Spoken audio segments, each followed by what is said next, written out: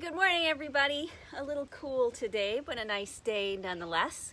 Rita Hickman, body mind expert, shiatsu massage therapist, and I help women in toxic and narcissistic relationships, especially using Asian medicine and body mind tools and nutrition and essential oils and brainwave entrainment and all sorts of great stuff.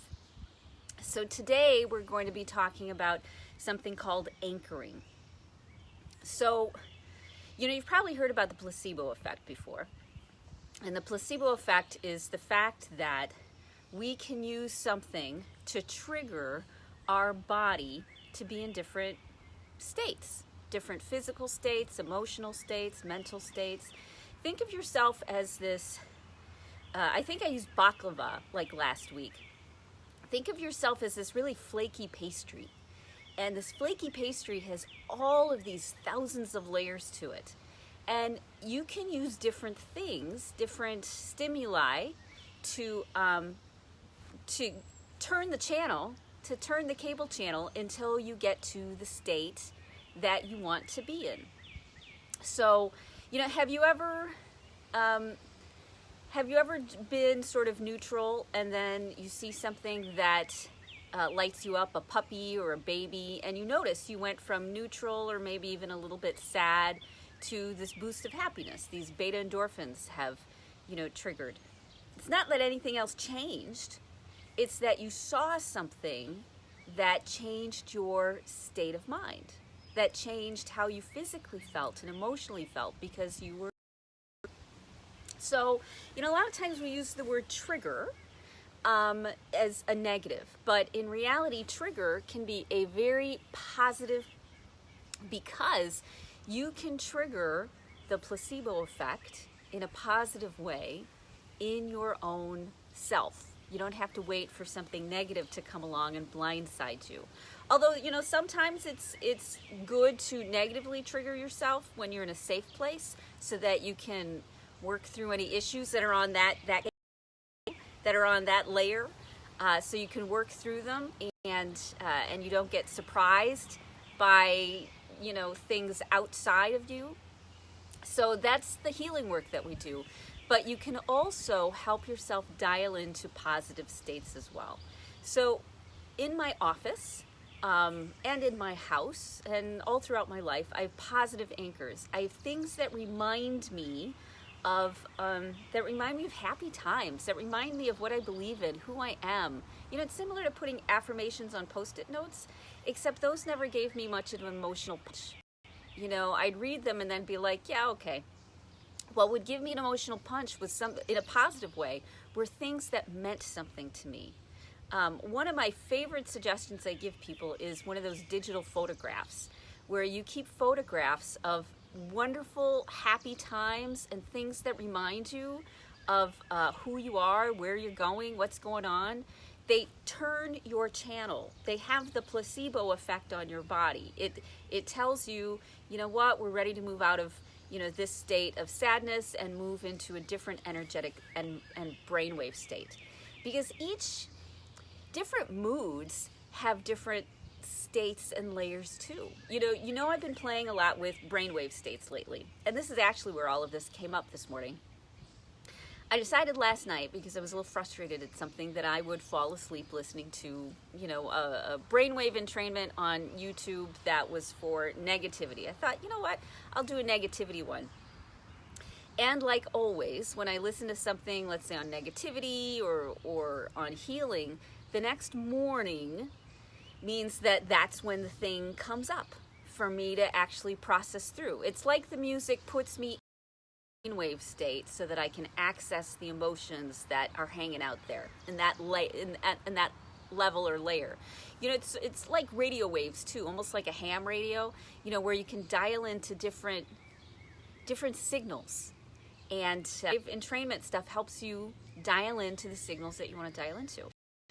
So I was listening to the negative brainwave state, went to sleep, great, woke up, didn't feel very good, felt negative. And a little bit more negative than, that I can feel, that I'm really comfortable with. And And so I had to remember my own tools, which were anchoring.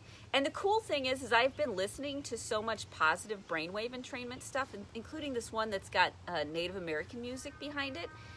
And I'm in the shower, and what starts to go through my head is that Native American music is associated with the positive, with the gamma and lambda brainwave states.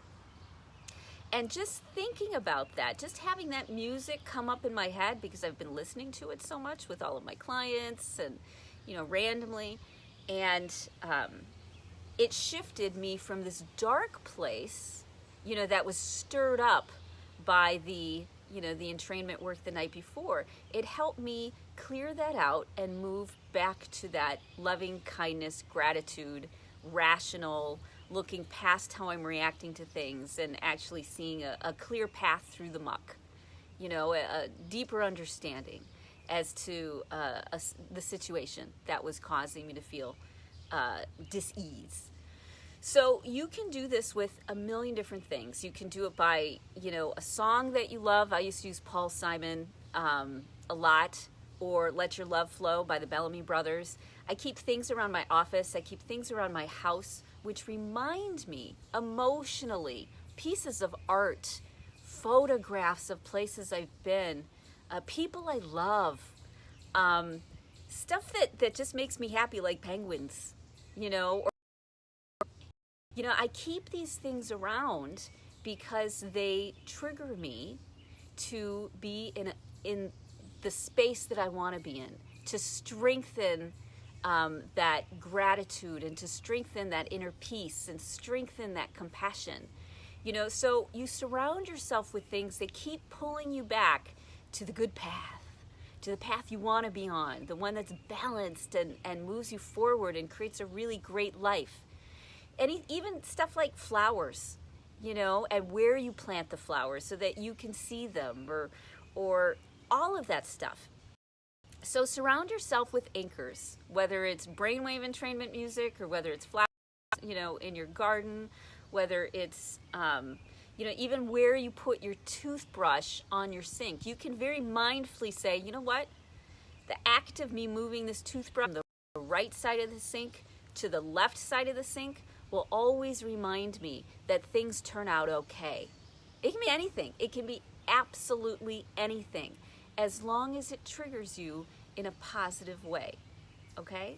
So here's your homework assignment today. I want you to find at least 3 different things which remind you of what's important to you, which remind you of what's valuable to you and who you want to be. Stuff that actually triggers emotions, not just, a word, unless the word does it, of course. Something that takes you back away from the, like nothing ever works out. Why do I even bother? I'm done with this. I'm sick of this. What's the point? This is never going to, be okay. It turns you from that mindset back into, no, I've got this. This is going to be okay. I can find the way out of this. We'll figure this out. And I'm moving in the right direction. So you want to keep doing things and putting things in your life that pull you to the positive place you want to be, to the person that you want to be. And it has to have an emotional hook to it too, okay? And if you do this, then when you get bumps in the road, like the drama of a narcissist, and you're trying to recall the fact that, you just got lambasted because your hair was parted wrong, or because you were 3 minutes late with your phone call, whatever it may be. When you have these anchors, it helps you get back to that layer. Turn the back to channel 2, where it's happy and you have clear vision and you are understanding for yourself and compassion for yourself, and you feel better. Because placebo effect and triggering not only works on your thoughts, it works primarily on your body and your nervous system, and that's what we want. We want your nervous system affected so that you can go to the right brainwave state, go to the right place you want to be, and keep moving forward. Because we all know it's so easy to get stuck in anger and frustration and disgust and helplessness and hopelessness. That's its own channel. That's the sci-fi channel or something. And You can stay there and be in it, and sometimes you need to be in it for a few minutes, to honor, respect that emotion. But you also need to develop the power and the strength and the ability to move yourself out of that space. You don't have to do it all by yourself. You don't have to be happy. You do it very mindfully and thoughtfully, so that when you have a struggle, you have things which are in place, anchors which are in place that will help pull you out again. So it's about all that preemptive, proactive stuff. Put these anchors in place when you feel good. And so when you need them, you'll be able to feel good. Okay? So I think that's it. If you haven't joined the Healthy Mindsets to Cope with Narcissism, look it up on and join. And if you already joined, invite other friends, because community is the key to moving forward. Okay? I'll talk to you later. Have a great Friday and have a great weekend. I'll see you on Monday. Bye.